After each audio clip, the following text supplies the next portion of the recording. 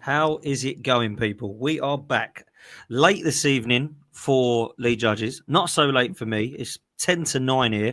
But unfortunately for Judges, it's nearly midnight where he is because he's over in Dubai. I mean, he does need a holiday because he hasn't been able to get away for a long time. Bless him. I feel for him. Singapore, Hong Kong, now Dubai.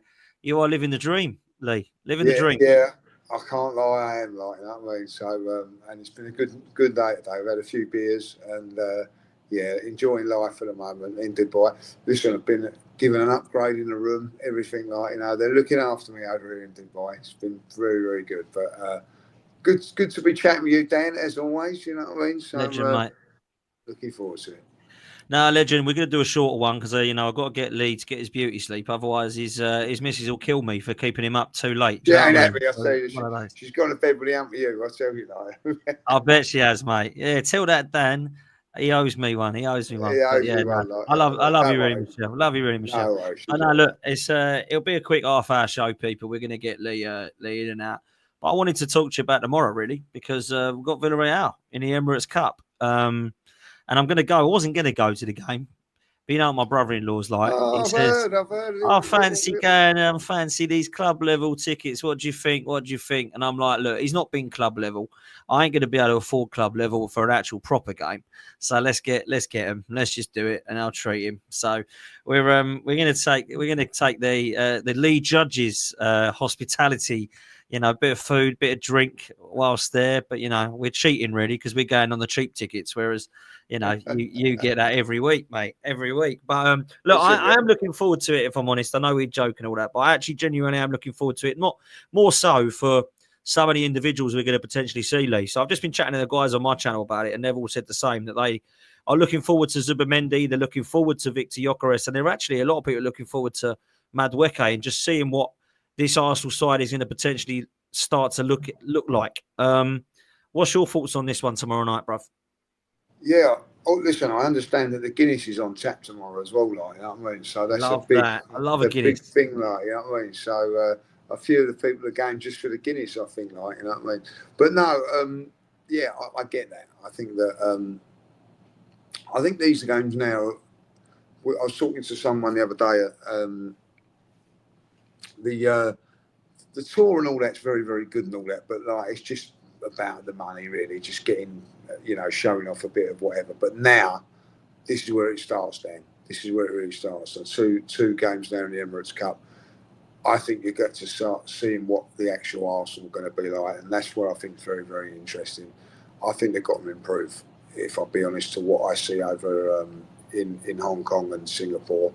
I think that couple of players. I think certainly like with Gyökeres, I think he'd be a little bit fitter, and I think we need to see that. But I think, I don't know how you feel, I need to see something in these two games where I think like Arsenal are at it and are close to being what they're going to be. Because if I've been really honest, in the Tour of Asia, I weren't impressed with Arsenal. I've got to say, I weren't impressed. I weren't impressed with the style of play. It was sort of being like the same as last season. So we need something different in these next couple of games, and I just believe that Arsenal can do it, and hopefully they can. And I'm looking forward to seeing. Listen, without being horrible, I'm looking forward to seeing what Madueke can do, because at this moment in time, it's not been exciting, Dan. It's not, and we need to be excited. I think we're one or two players short of being what we really want to be. And we need these players to perform. I think, if I'll be really honest, the front players, and I'm going to include Ødegaard in this, have got to step up. But I don't think any of them were at their best in Asia, and I'm going to include Saka in that as well. I thought Saka was a little bit off it as well. But I think, hopefully tomorrow you'll see a different Arsenal. Well, look, when your best player in pre-season as a 15-year-old, you got worries, mate. And as much as that's exciting, I need to see more. And individually and as a team, I wasn't impressed. I don't think Mikel Arteta covered himself in glory. I think he's got to be less stubborn. I think he's got to improve his style of play. And I think he's got to take the shackles off a little bit, Lee, and stop this U-shaped football and actually stop flinging it into the box and actually try and play some football that we all want to watch and we're excited to watch again, because it hasn't been exciting watching Arsenal for a long time now. Truly believe that there's a handful of games in the last 12 to 18 months that I can honestly look at you and truthfully say, what a game. Arsenal were outstanding. There weren't many like that. You know, I know Real Madrid was fantastic, and beating Man City by 5 is always fun. But there's a couple of games after that, I'm like, struggling now. I know we beat Newcastle, and I know that we beat PSV by 7, but I'm starting to struggle. So I need to see something more exciting. And I think that, you know, the two players that I'm looking at to be most excited by together are Zubimendi and Gyökeres, because I think if Mikel Arteta is going to have to change the way we play, he has to do it with those two in it, doesn't he, Lee? Because obviously Gyökeres is that target man, and Zubimendi's going to help us play, I think. Yeah, listen, I think that's a great point. Unbelievable. I've come out here in way to Dubai, and there's a few of my second cousins are out here, like, you know, and their season ticket. Yeah, unbelievable. Yeah, bumped into them in the hotel today. Unbelievable. And they've turned around and said, look, and you know, I couldn't argue with this when he turned around and said, I think it was 30 games last season. He said at the Emirates, and he said he enjoyed 5. Oh. You know what I mean? Like, and I looked back at that, and I think probably you're right there. I don't think there was that many great games last season. I honestly think, Dan, I don't think we're going to change too much with Mikel Arteta. I don't. So I think it's going to have to come down to personnel. Maybe Gyökeres and Zubimendi will change the way we play a little bit with our personnel. Because I think if we play the way we're playing at the moment, I don't think it's going to suit Gyökeres. I really don't. So I think Gyökeres is going to have to change it himself a little bit by the way he plays. Do you know what I'm saying? Like, he's going to have to. Yeah.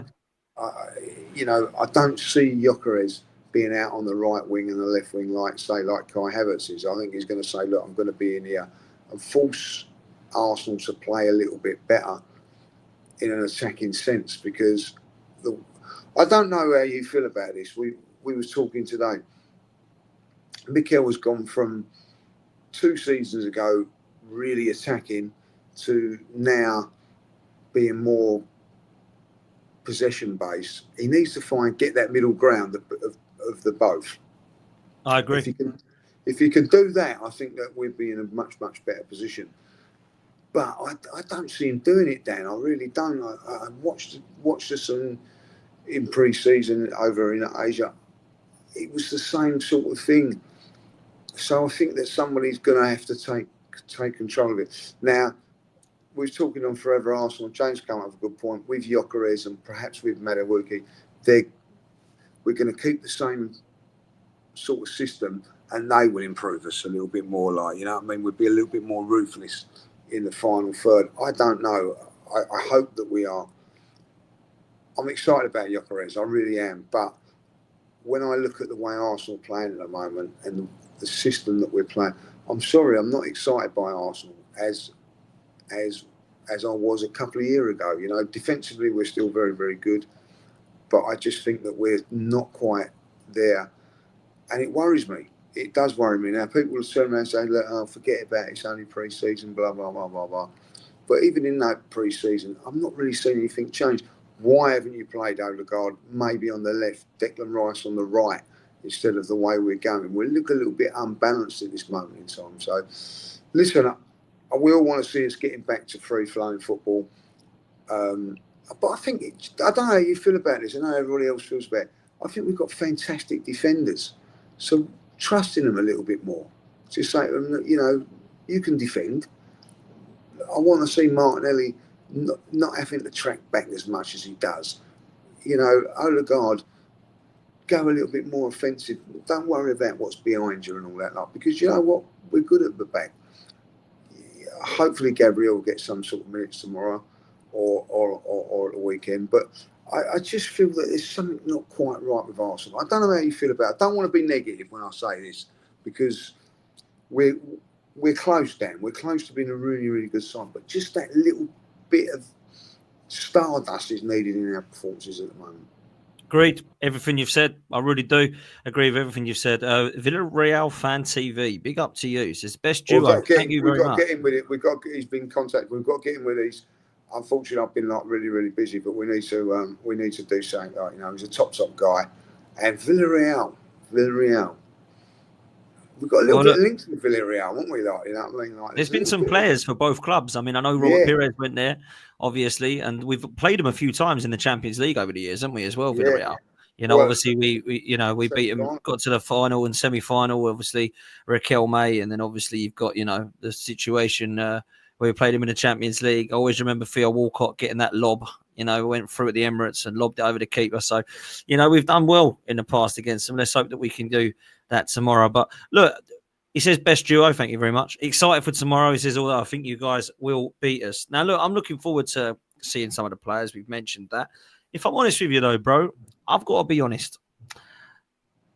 Even if Mikel Arteta wants us to play this unbelievable style, I still am worried about the creativity in midfield. I am. I'm seriously worried about the creativity in midfield. Not just Martin Ødegaard, because everyone will know that is definitely one of the players. Declan Rice, I think Martinelli, I think they've all got to go to their next sort of stage. And Saka's the only one that I know is going to create something. Whether it's a goal or a chance, he will create something. I know he hasn't been great either. I think 2 games he probably was pretty much back to his kind of self. But one of the games against Spurs, he just couldn't get a kick, really. So he's got to improve. But I'm looking at the scenario, Lee, and I'm thinking, are we creative enough in that midfield? Because Zubamendi's not going to create. He might bring some passing and some line-breaking passes, get us moving forward, get us on the transition well. But Declan Rice, I don't see him as a creator. I know you like him in that role. I've got my question marks. Ødegaard, I think there's the most pressure on this player this season because he has got 0 excuses now because he's got Zubamendi doing defensive work. He doesn't need to drop deep. Declan Rice is his engine. He doesn't need to work as hard. And he's got a feeder. He's got someone to feed now in Victor Gyökeres. And he's got Saka. And potentially Madueke Eze and one more if we are going to bring in a left winger. So I don't think there's any more excuses with Ødegaard now, Lee. So I'm going to ask you this. If Mikel Arteta changes and if he does go more attacking, which we hope that he will, how much pressure is there on Martin Ødegaard to succeed and improve, mate? I think there's immense pressure on him. Yeah, there's immense pressure on him because at the end of the day, he's the only one in there that can create. If you look at Declan Rice, you're right about Declan Rice. Declan has got everything a midfielder has, apart from the creativity against a low block side, because you've got to be that little bit more intricate with your play. I look at Ødegaard, I've been very impressed with him, but off the ball. You know what I mean? When the opposition's got the ball, he wins it very, very high. He's not a great passer of the ball. Actually, our best midfielder over the last 3 games in Asia has been Merino. You know what I mean? He's been the one that's been creating everything. You wouldn't turn around and say that he's a creator neither, like, you know what I mean? More a player that's going to be on the end of things. When Yeri, I think, has got to be given a little bit more time. But at this moment in time, it just goes on Ødegaard. And I'm going to give him a little bit of I'm going to stick up for him a little bit. I think it's the way we're told to play. He gets the ball down and he's in areas. You watch him tomorrow, 4 or 5 touches. Where's his pass to? Saka. Every single time. Saka. Feed Saka. Feed Saka. There are times I watched the game against Spurs. There was 10, 15 yards of space to drive into. No, I'll play Saka. I'll play Saka. So is it all on Ødegaard? That's all I'm saying. I'm not saying that he's faultless in his, but is it the way he's being told to play? So I do think that we need to have a little bit more creativity in there. But is it down to the system? That's all I'm saying. I don't want this to be a bashing of Arteta and a bashing of his tactics and everything like that, because let's be honest, we've become a very, very good side under him. But if you want to just get that little bit further up, I think that this is really where he's got to. I think he's under more pressure than anybody, like, and I do think with Ødegaard, be a little bit more variety to your game. He's always going on the right hand side, like feeding. Why don't you try and, as you turned around and said, Gyökeres comes in there. For me, it's just as important that he feeds in more than Saka, really, like, you know what I mean? So, and then obviously, like, Martinelli. When you look at it, like, there's no one feeding Martinelli like they are Saka. There's no one on that left-sided channel feeding the left side as much. We're so imbalanced in our play, Dan. I think it's now embarrassing. It's too right. Well, we're lopsided, aren't we? We're lopsided. Yeah, that left-hand side's been awful. And do you know what? The only time that left-hand side looked good was when we had Granit Xhaka, which is incredible to say. He was actually spreading the ball towards Martinelli. He got 15 goals. Granit Xhaka got 7 or 8 goals that year. Ødegaard got 15. Saka got 15. We went 8 points clear. And since Granit Xhaka has left this football club, I cannot believe I'm saying this. He left for 15 million, has just been signed for about 12 for Sunderland, and we have still not upgraded him. And I know people think Rice is an upgrade. He is a better footballer than Granit Xhaka, no doubt. But he hasn't been as effective as Granit Xhaka in that role. I'm sorry, he hasn't. And I don't love Xhaka. He's a completely different player. Marino hasn't been effective in the 8. Fabi Vieira hasn't been effective in the 8. Smith Rowe hasn't been effective in the 8. If I'm honest with you, and I've got to be brutally honest, I think Ødegaard's a better number 8 than a 10. And I think Rice is a better 6 than an 8. But we're playing Ødegaard in the 10 and Rice in the 8. And I think they're 6 and 8s. And I know people think that's crazy and they don't agree with me and they think it's right. If it works and I'm deluded, I expect that midfield to absolutely bang. Because if Declan Rice is a world-class 8 and Ødegaard is a world-class 10 and Zubimendi is one of the best 6s in the world, no problems in midfield then, Mikel. Off you go. Exactly that. But there is problems in there, Dan. There is problems in there. It's not functioning properly. I don't think we get... listen, people will go, well, it's only pre-season and everything like that. But I'm talking about teams when we're playing the low block. I don't think there's a problem when we play Manchester City or a Liverpool or teams like that. It's when teams drop in and have a low block against us, we haven't got the answers. That is the problem with us at this moment in time. Listen, and Dan, I'm not going to be horrible.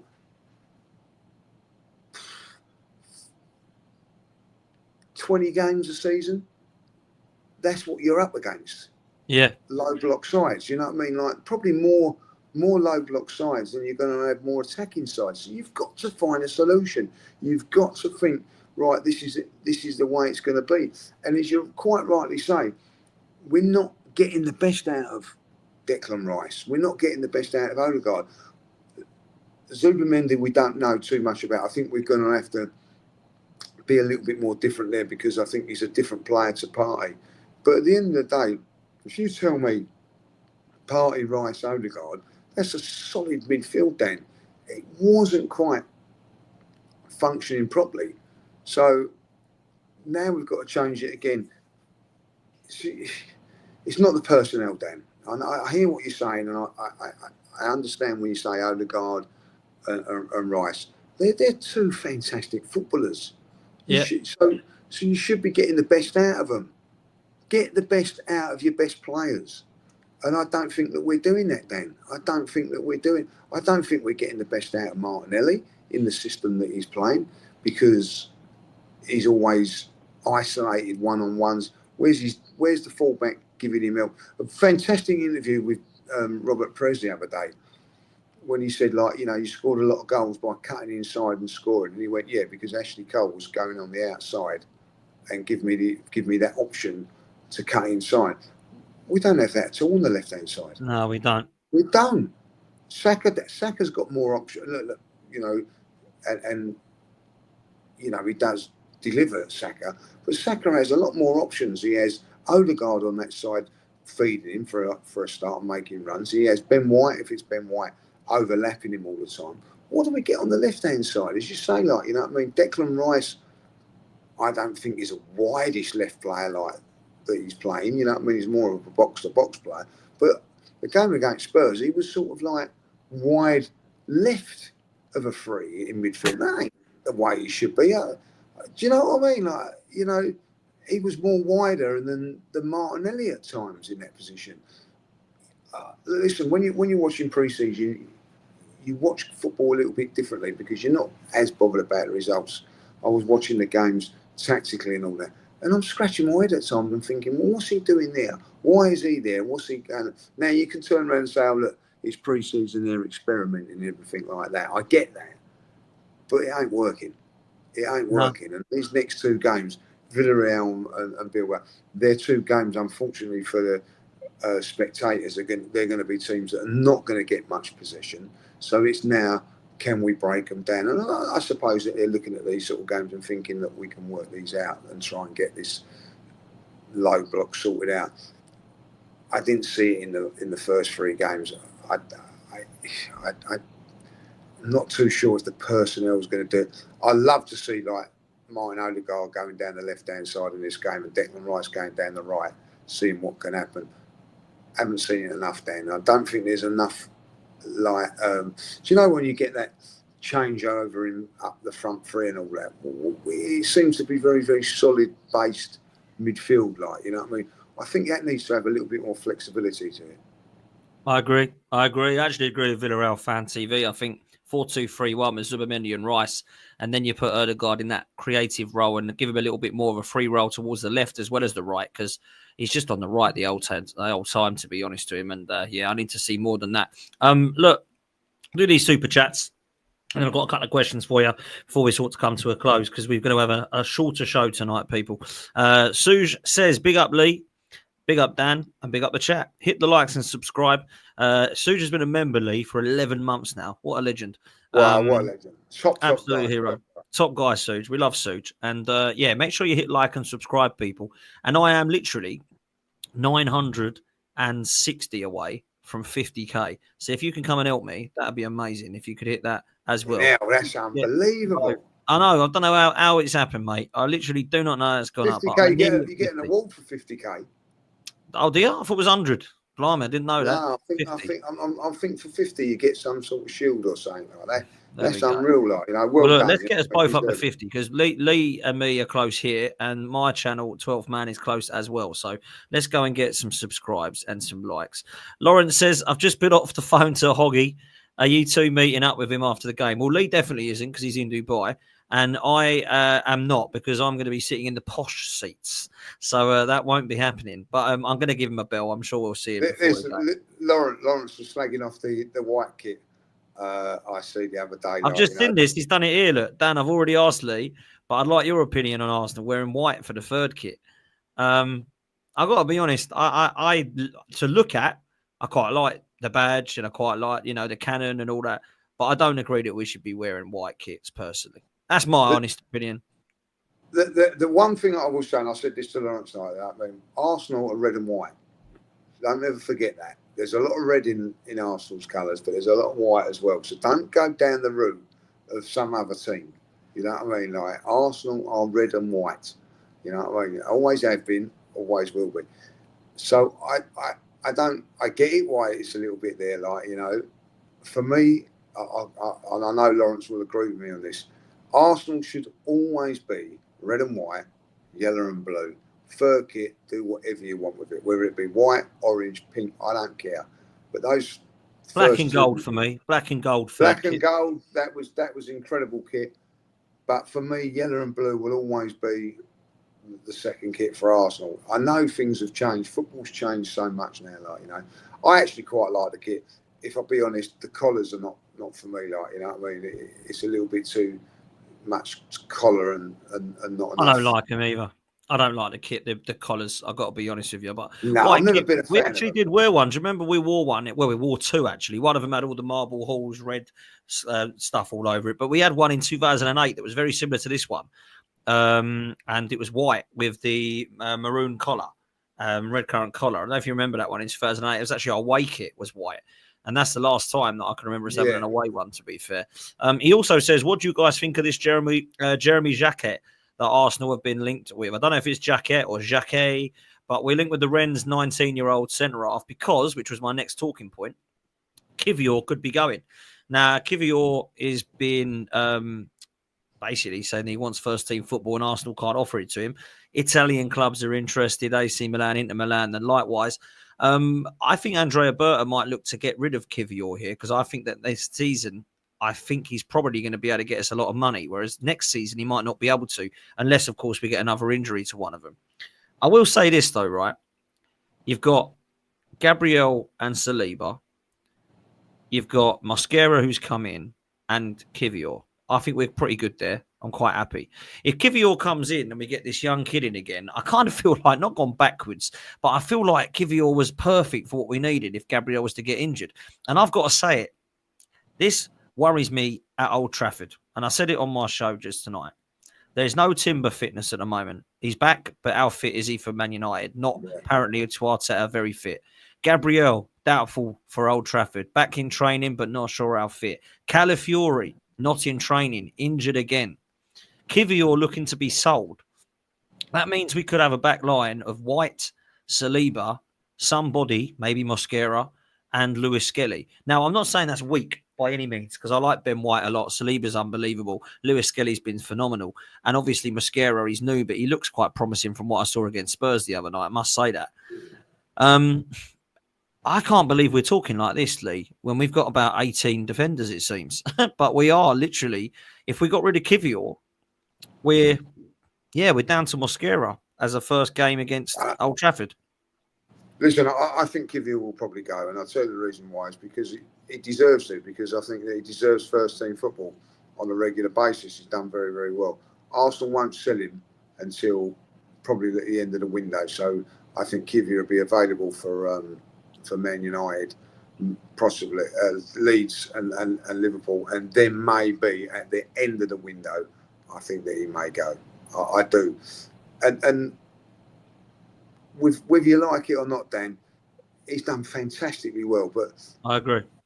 Do you want to be a backup, or do you want to be a player that's going to be playing? And I think he's at a stage of his career now where he deserves to be playing first-team football.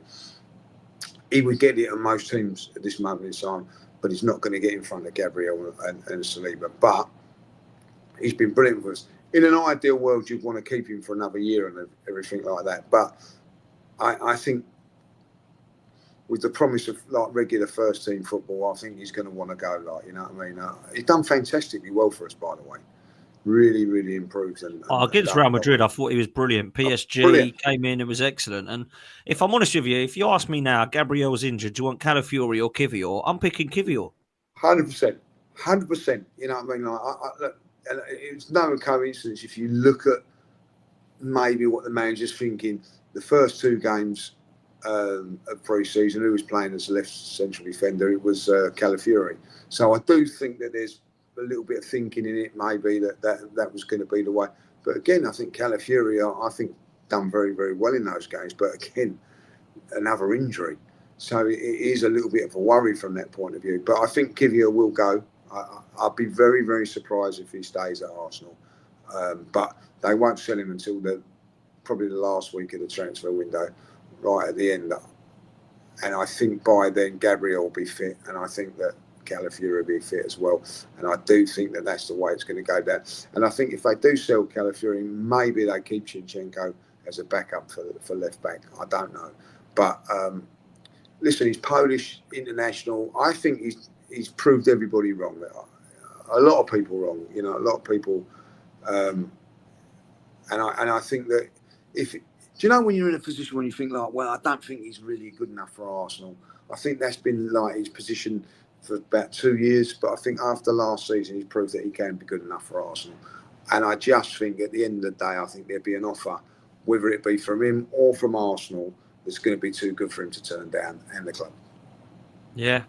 Look, got to be honest with you, it's going to be kind of interesting for Andrea Berta this season to see what money he can get. Now, Kivior, I think, is going to bring in probably 30 million plus. I know we bought him for 20, but it looks like now, with what he's proven, that he can get us some serious dough for a centre-half. Quansah from Liverpool went to buy Leverkusen for 35. So what can we get for Kivior? Also, I look at Fabi Vieira. Yeah, he's going to Stuttgart, it seems, for a permanent deal. That's going to be interesting to see what we can get for Fabi Vieira. Can Andrea Berta get anywhere near close to the 38 million euros we spent on him? I think probably not. But if you could take close to 20, I'd just get rid of him. Obviously, Lokonga, Lee, hasn't really kicked a ball for Arsenal for quite some time. He's had loan spells at Palace, Luton and Seville, and they don't seem to be interested in taking him. We've had no interest from here. How much can we get, if anything, for him? Reece Nelson and Zinchenko both being touted to go to Fulham. I know they're on a lot of money. I think 150 a week Zinchenko's on. Reece Nelson's on 100 a week. Can they look to get wages for him with a loan with obligations? I don't want no more loans with options. It's got to be an obligation if we're loaning. We can't have no more options because they just send them back if they're no good. And Gabriel Jesus, Lee, being mentioned to do stuff on the grass now. He's slowly getting back. They're saying he's around September, October, November time. He'll be fit, which means he could pass medicals. And they're talking about him going to Brazil to try and make the World Cup squad. I don't know what your thoughts are on those players and if you do think we can get some serious dough for any of them, but I think it's going to be quite difficult. Trossard is the other one that's rumoured to go as well for around about 25 M's. So there's a little bit of pieces there. There's no big deals really. I don't think we're going to get anything other than Kivior. I don't think any of them are going to be much more than around 20 million mark. Right, let's just get this right. If you sell Kivior, you've got to replace him, right? Yeah. Okay. If you sell Zinchenko, you've got to replace him because they was in the squad last season, right? So let's leave them aside at the moment. Reece Nelson was on loan last season. Vieira was on loan, and Lecomte. So they wasn't in the squad last season. So you need to get some money back on them.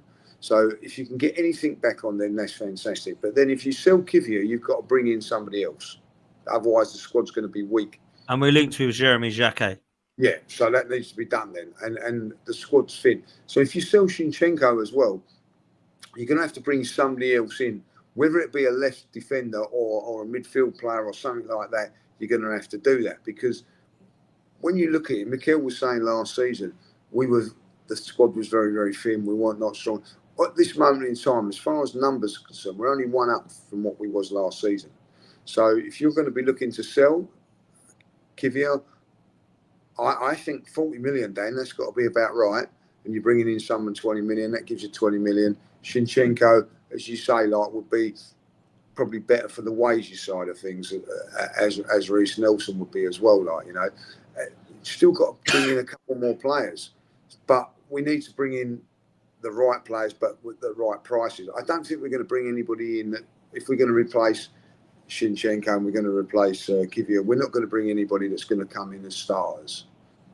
So that needs to be done. But I also think that we need to try and get a few of these players off the book so we can fund a midfield player that's going to make the difference between us, creative and whatever. And I don't care what anybody says, Dan, now.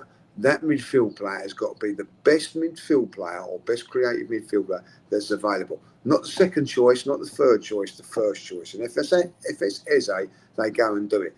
Because if you have a look at this window at the moment, have we really got anybody's first choice? You have a look at Liverpool, they've gone, let's say that they get Isak, they've gone and got the best striker they can go and got. They've gone and got the best attacking midfielder that they can get. And they won the title last season. Arsenal have not really gone and done that, have they? They've gone and let's be honest. What they've done is they've gone and bought. We got Gyökeres. We're all happy with. They've got Isak, so they've trumped us there. As much as I love Gyökeres, they have trumped us. They've trumped us with Wirtz, even if we get Eze. They've trumped us with Kirkes because I think he's the best left back the Premier League last season.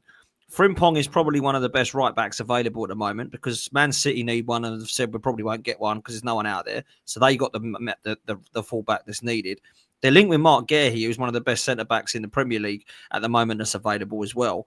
And obviously, they're talking about another winger coming in if Darwin Núñez, Diaz, and Harvey Elliott all go. Harvey Elliott has literally just by Ornstein been tweeted to go to Leipzig to replace Xavi Simons. So Liverpool are moving mad, and they're still going to be doing stuff. Sesko apparently only wants Man United. Newcastle been rejected again, bless them. So what does that mean for Isak? Because Newcastle looking at Sesko, and if he's now not available, they ain't going to replace Isak with Visser, are they? Visser's coming to replace Callum Wilson. So what do they do now? So there's a lot of stuff that's moving in. There's a lot of domino effects, but we've got to try and catch up with Liverpool. We ain't going to trump them. We've lost out to them this window. There's no carrying up.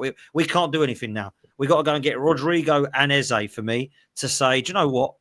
I think we got a good window. We ain't Liverpool, but we're kind of there here and we're like here. We're nearly creeping up. That's all the best we can do now. I don't think with Gyökeres and Zubimendi, it's great, but all the others we brought in, they ain't caught up with what Liverpool are doing. So I do put Liverpool favourites, and I think City and Chelsea are going to be there or thereabouts. But we have got to do it. And I said this on my show. I don't think personally, I don't know it. I'll ask you this question. I do not know anyone that's tipping Arsenal to win the league. Do you? Have you heard of anybody that's saying Arsenal going to win the league? I haven't got anybody yet. No, I think there's a little bit of hope that Gyökeres does the business. I think, like, if you look at Arsenal at this moment in time, what's been missing? 20 goals from our striker. If he gets that, that might be enough. Then I'm not saying it is, but it might be enough. But I don't. I look at it and I think to myself, we're still missing a little bit of creativity. Like, you know, I really do. If Arsenal, so, like, if you'd be really honest about it, like, if you said, right, let's go and buy.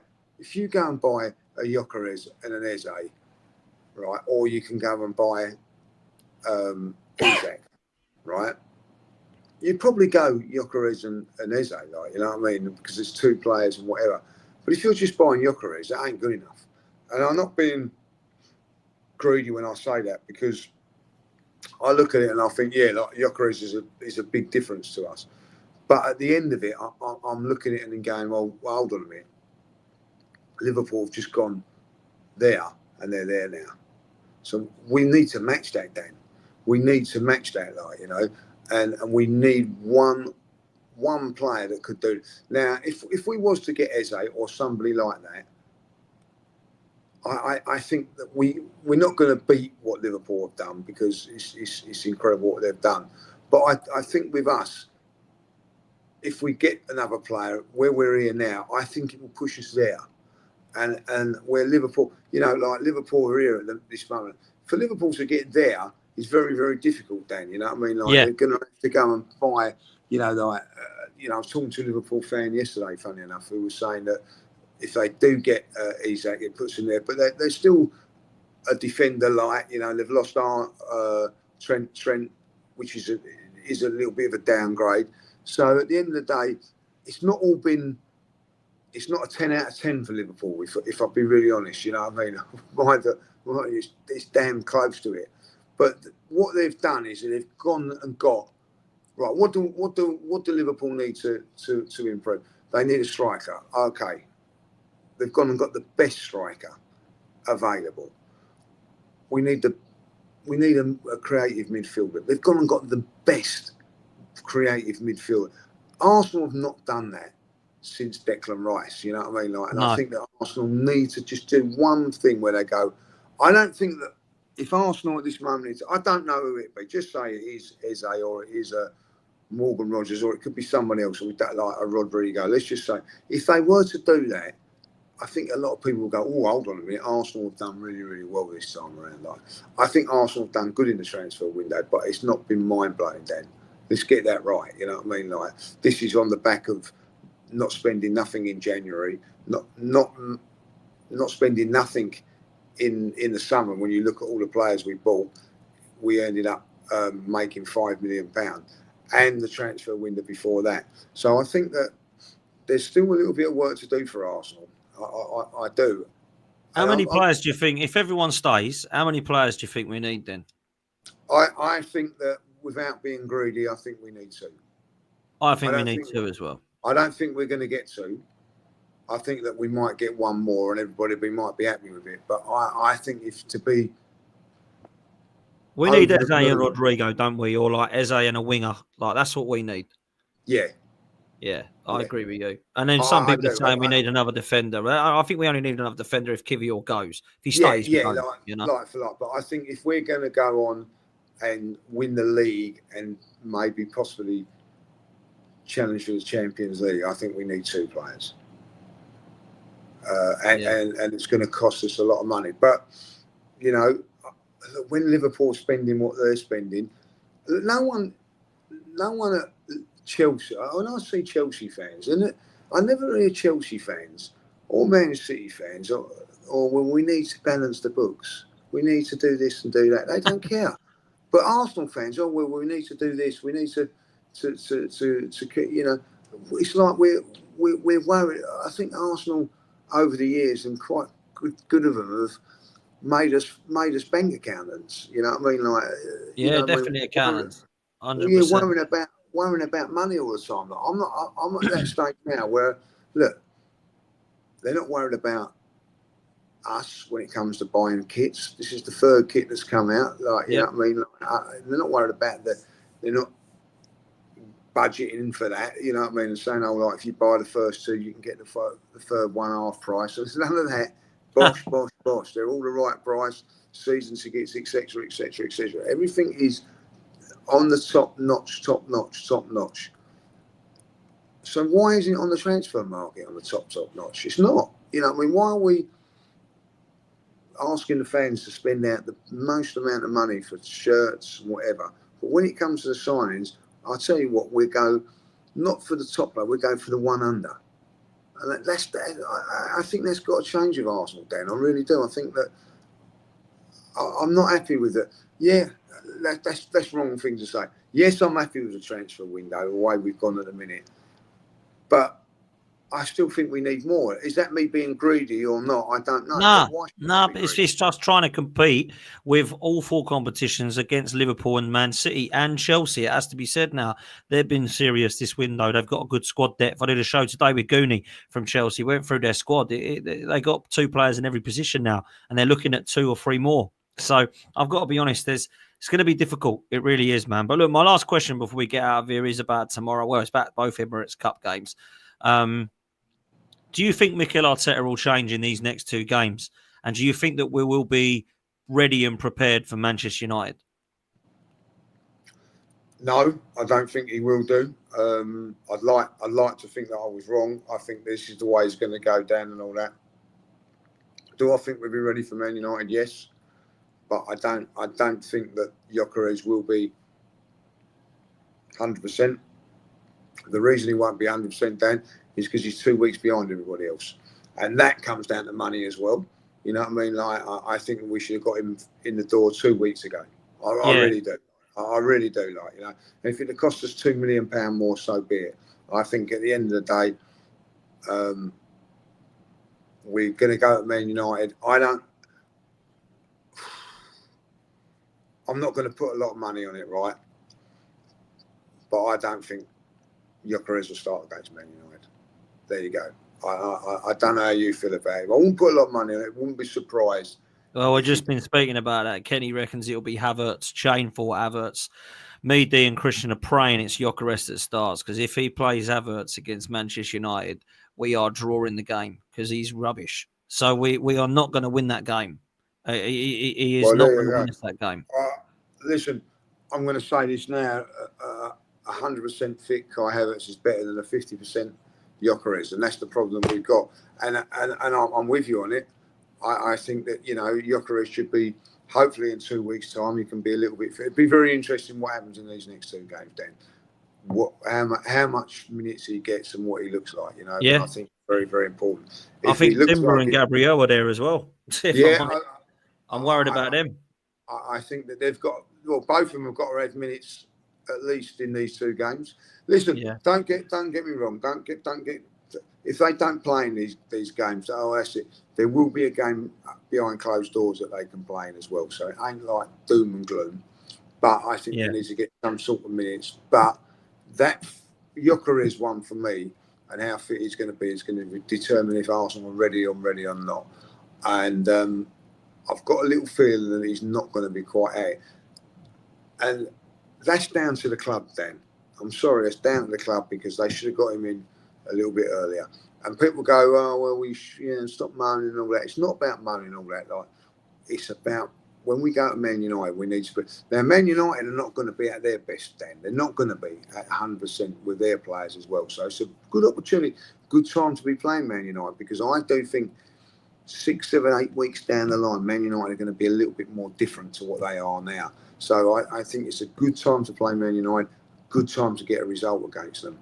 But we've got to be ready. And I'm sorry, I don't see it at the moment. But, you know, these 2 games will be a big thing. I want you coming away from the Emirates tomorrow saying to me, what I've seen is I'm excited by this and excited by that. Yeah. At this moment in time, when I've walked away from the games in Asia, I've not been like 100%. So we need that now. We need a little bit of a boost, you know what I mean? Whether it Madueke coming in and causing madness or whatever, we need something to just turn around and go, do you know what? Even though there's a little bit of doom and gloom, let's not get it wrong. Let's get it wrong. Arsenal are a very, very good team.